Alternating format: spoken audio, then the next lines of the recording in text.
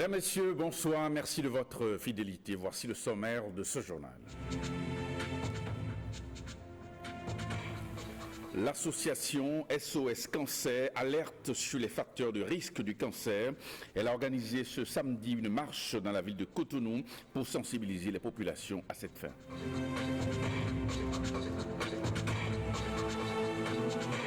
L'UNICEF marque 70 ans d'action au profit des enfants. Cet anniversaire a été célébré ce week-end au détour d'une série de jeux en faveur des enfants.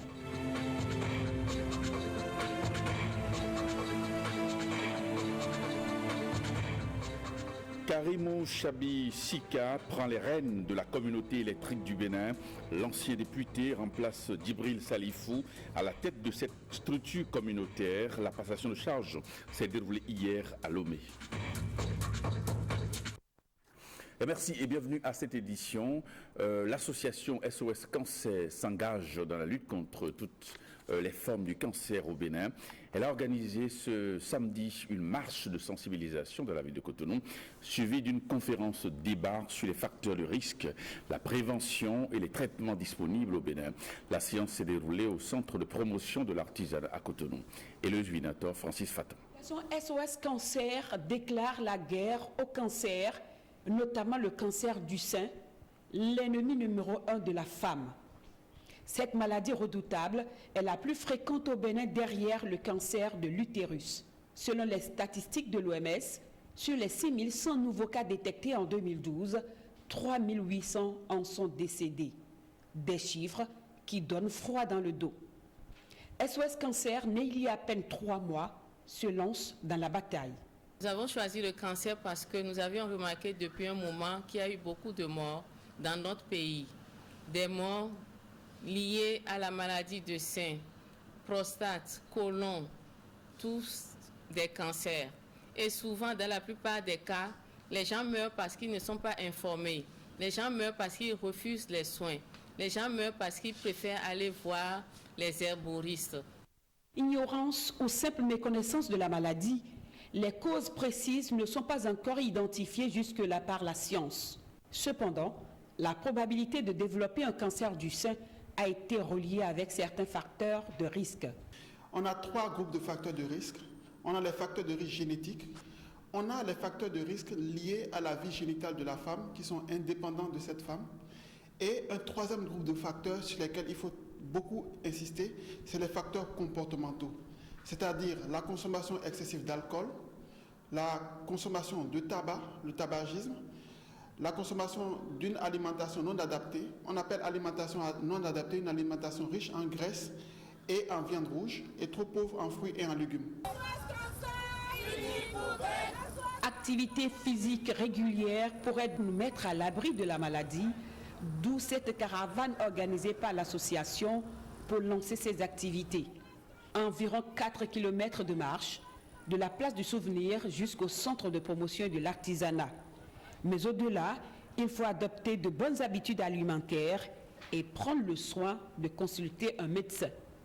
Le dépistage, c'est 3 choses. C'est l'auto-examen du sein. Toutes les femmes, après leurs règles, tous les mois, doivent examiner leur sein à la recherche d'un nodule.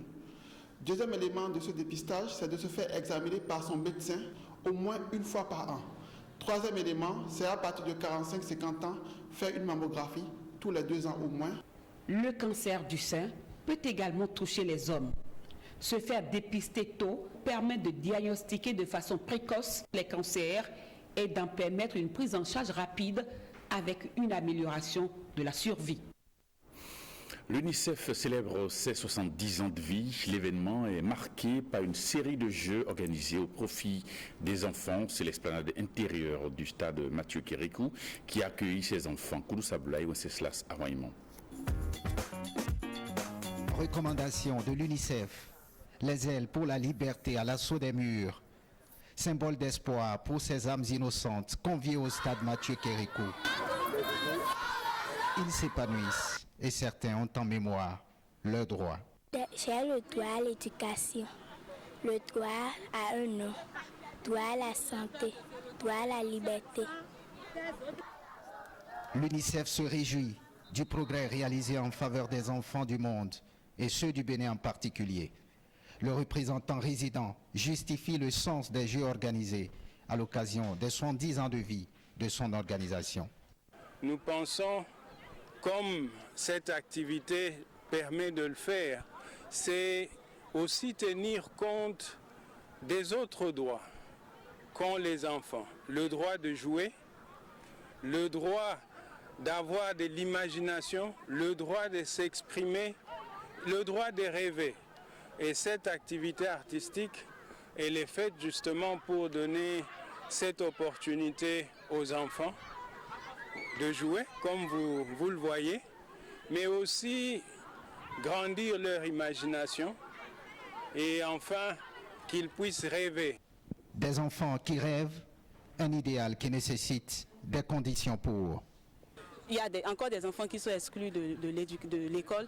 Il y en a également qui se retrouvent dans les couvents au détriment de leur scolarisation. Donc beaucoup de choses restent à faire en matière de protection des enfants. L'UNICEF ne baisse pas la garde. Son credo, mettre l'enfant dans un environnement protecteur.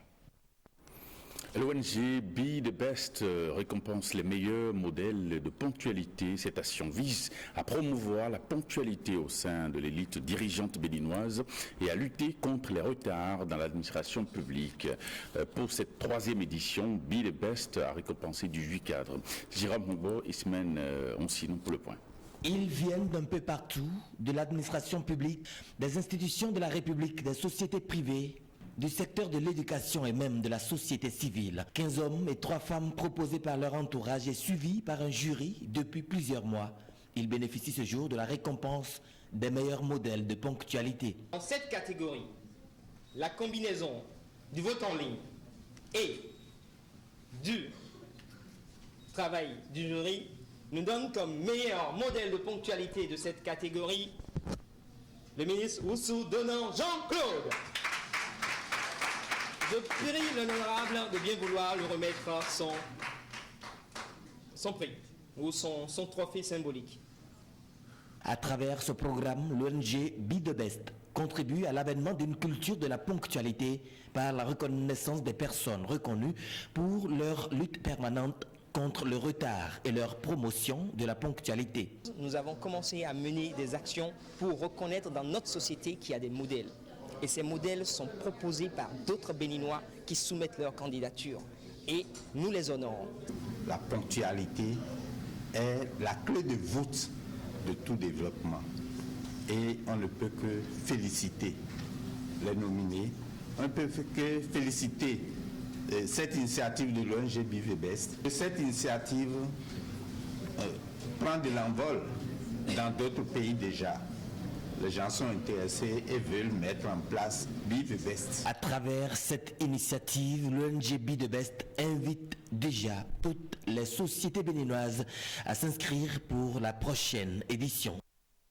La communauté électrique du Bénin change de main, au propre comme au figuré. Djibril Salifou cède sa place à Karimon Chabechika. La cérémonie de passation de charge s'est déroulée hier au siège de la CEB à Lomé au Togo. Reportage Rodmond Tchapé, Serge Ayaka. C'est une cérémonie fort simple.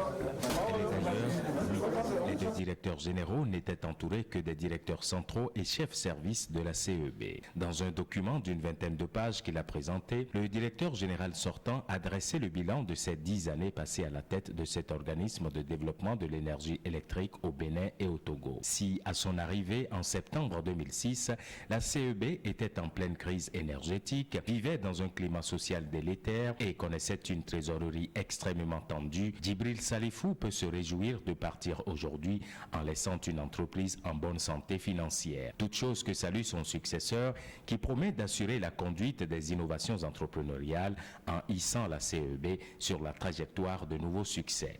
Mais il a des projets à très court terme. C'est de prendre en main très rapidement les dossiers et on m'en a cité un certain nombre qui sont urgents, notamment faire en sorte que en fin d'année, la fête se passe bien, que chacun ait la garantie qu'il n'y aura pas coupure, qu'il y aura l'électricité.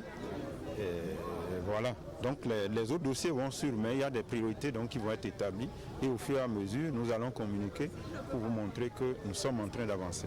L'électricité est en pleine mutation. Elle devient comme une marchandise. Et la CEB, selon le nouveau directeur général, doit se préparer à muter d'une entreprise classique de développement vers une entreprise de compétition basée sur la performance et l'excellence.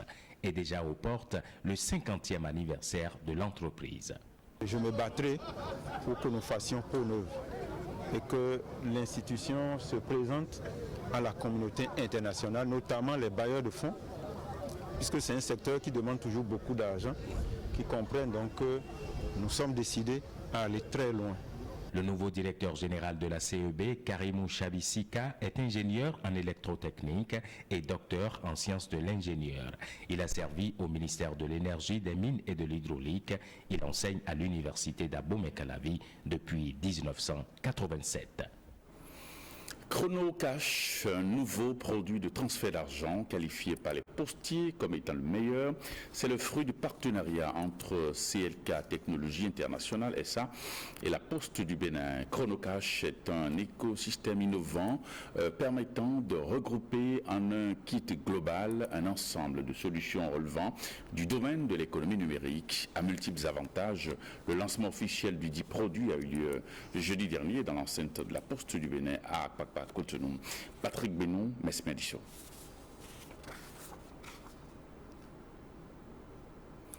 Évidemment, nous allons revenir certainement sur ce sujet.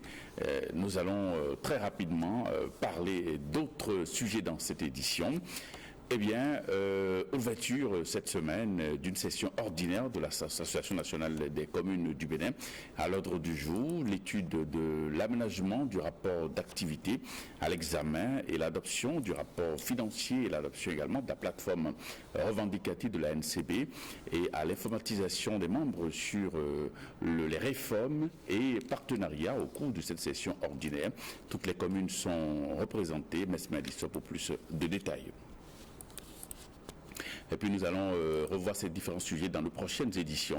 La République bolivarienne du Venezuela vient une fois encore de rééditer son partenariat avec le Bénin. C'est à la faveur d'une cérémonie de remise d'attestation de fin de formation aux apprenants qui a eu lieu mercredi dernier au siège de l'ambassade à Cotonou. Reportage Mesme Edisso, Jules Akweko.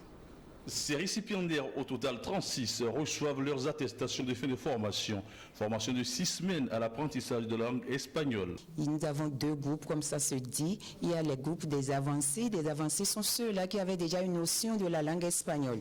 Alors, nous avons aussi les grands commençants, comme les appelons. Ce sont ceux-là qui n'ont jamais appris l'espagnol et qui veulent l'apprendre. Donc, nous avions ces 2 groupes-là que nous avons essayé de former. Alors, les grands commençants, nous essayons de leur apprendre à parler l'espagnol, à écrire l'espagnol, à échanger en langue espagnole également. Pour les avancés, là, on leur donne le bain linguistique. Bain linguistique, ils restent ici au Bénin et ils prennent l'accent comme s'ils étaient allés à Cuba, comme s'ils étaient allés au Venezuela, comme s'ils étaient allés en Espagne. Alors, ils s'habituent à parler l'espagnol avec l'accent espagnol. Ils apprennent également la culture vénézuélienne. Aguerris pour mieux s'exprimer dans la langue de Cervantes, les récipiendaires louent l'initiative de l'ambassadeur du Venezuela près le Bénin. Après ces 40 heures de cours, nous avions appris pas mal de choses. Je peux vous avouer que lors de ces 40 heures de cours traversés, on a beaucoup gagné et j'ai également beaucoup appris. Chez eux, les femmes vont dans les rivières, elles battent l'eau et ça donne un son. Et c'est une culture qui nous a appris aussi la grammaire, le vocabulaire, comment former les temps. Cette formation a rassemblé plusieurs étudiants des universités du Bénin. L'ambassadeur du Venezuela promet de continuer à œuvrer pour que vive la coopération bénino-vénézuélienne. À signaler qu'à l'entame de cette cérémonie, une minute de silence a été observée en la mémoire de Fidel Castro, père de la révolution cubaine. Les musulmans commémorent demain la naissance du prophète Mahomet, dénommé Maouloud. En prélude à cet événement, le président de l'Union islamique du Bénin précise ici le sens de cette commémoration. Il est interrogé par Koudou Sablaï. Nous la considérons comme une commémoration. Ce n'est pas une fête en tant que telle, mais c'est une commémoration de la nuit de la naissance de notre prophète Mohammed sallallahu alayhi wa sallam. Car il est né la nuit du 10e jour du mois lunaire dans lequel nous sommes en ce moment, qui est le 3e mois de l'année lunaire. Donc pour nous les musulmans, cette nuit est une nuit bénite qui a beaucoup d'événements importants venant par Dieu lui-même. La nuit où naquit le prophète Mohammed sallallahu alayhi wa sallam, des grands événements se sont passés ce jour. À l'occasion de cette célébration, de cette commémoration, nous essayons de faire sortir les bons comportements du prophète Mohammed sallallahu alayhi wa sallam que doit avoir un musulman. Un musulman. Il ne suffit pas seulement d'être musulman de la bouche ou bien par son habit ou bien par le nom seulement. Le bon musulman, on a demandé au prophète Mohammed sallallahu alayhi wa sallam, qu'est-ce qu'on appelle la religion? Qu'est-ce qu'on appelle l'islam même? Il dit ad-dinu husnul khuluq. La religion même, que ce soit l'islam ou autre religion prescrite et révélée par Dieu, c'est le bon comportement. Donc un bon musulman doit ressembler au prophète Mohammed sallallahu alayhi wa sallam à travers ses comportements. Et puis une fois encore, le Bénin se prépare à célébrer la beauté féminine. La 23e édition du concours Miss Bénin a été lancée cette semaine. La cérémonie s'était déroulée au Bénin Royal Hotel à Cotonou. Aurélie Sauton, Patrick Benou. Les inscriptions vont commencer à partir de ce jour et vont se poursuivre jusqu'au 10 février. La course à la couronne de la beauté béninoise édition 2017 est désormais lancée. L'une des innovations majeures introduites dans l'élection Miss Bénin cette année est l'ouverture de la compétition aux Béninoises de la diaspora. L'idée est donc de permettre à toutes les filles qui se revendiquent de la nationalité béninoise de pouvoir participer si elles en ont l'envie et si elles s'en sentent la capacité. Donc nous aurons une sélection dans la région Europe pour les candidates qui sont béninoises mais qui vivent en Europe, et nous en aurons une autre dans la région des Amériques. Il est prévu au total 4 soirées régionales au lieu de 6 pour la sélection de 14 candidates. Le comité a annoncé quelques réaménagements au niveau de l'organisation de la compétition qui se déroulera en 4 phases. Après les inscriptions, nous avons les soirées régionales. Après les soirées régionales, nous avons un temps intermédiaire où nous faisons tout ce qui est shooting, où nous prenons les images qui servent à la communication de la finale. Et puis après, nous avons la finale. Nous sommes tentés parfois d'ajouter une 5e étape qui est le mandat de la Miss, qui en réalité fait partie de l'édition. Je vais juste demander à toutes les jeunes filles béninoises de ne pas surtout hésiter pour pouvoir s'inscrire à Miss Bénin, de ne pas prendre en compte les préjugés. J'avoue que c'est un parcours vraiment merveilleux que chaque fille béninoise doit connaître. Le concours Miss Bénin 2017 est ouvert à toutes les belles filles béninoises de 18 à 25 ans de bonne moralité, mesurant au moins 1,70 m avec un niveau d'études minimum de la classe de terminale. Le Bénin vient d'être désigné pour présider la Confédération africaine de relais sport à l'issue du congrès électif qui s'est tenu à Cotonou du 2 au 5 décembre dernier. Le Béninois Nathanaël Coty a été élu par ses pairs africains pour un mandat de 4 ans. Il parle de sa feuille de route au micro de Gabriel Afouda. La première priorité, c'est de pouvoir unir l'Afrique autour du roller sport. Nous avons essayé déjà à raisonner tout le monde et à unir tout le monde autour de ce sport, et il faudrait qu'on perpétue cela. La deuxième priorité est de pouvoir faire organiser des championnats nationaux, des championnats de région, des championnats sur le continent. Parce que nous devons organiser ces championnats, il faudrait que nous puissions connaître les talents que nous avons dans nos pays, en l'occurrence les athlètes. Quels sont les athlètes qui font notre fierté? Quels sont les athlètes qui doivent venir après ça? Et nous allons faire tout un planning pour pouvoir donner de la visibilité aux athlètes. Nous avons la question cruciale également du matériel et des infrastructures. Vous savez, au Bénin, nous n'avons pas d'infrastructure pour ce sport. Et c'est le même problème en Afrique.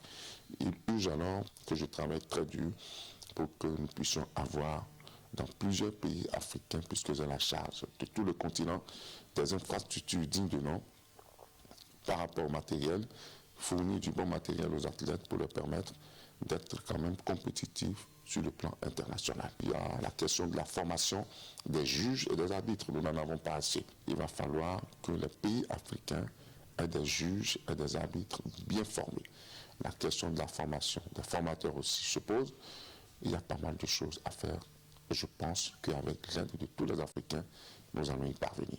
Il est important pour le Bénin d'abriter ce siège. Eh bien, ce journal va se refermer avant de nous séparer. Quelques informations sur les programmes de ce soir. Juste après moi, vous suivrez le magazine Sans commentaire, le documentaire Par ailleurs, un concert de l'orchestre Polyrythmo et le feuilleton Windeck. Retrouvez ce journal sur notre site www.ortb.bj. Et puis le journal du soir, c'est à 23h avec Aurélie Sauton. Merci et à demain.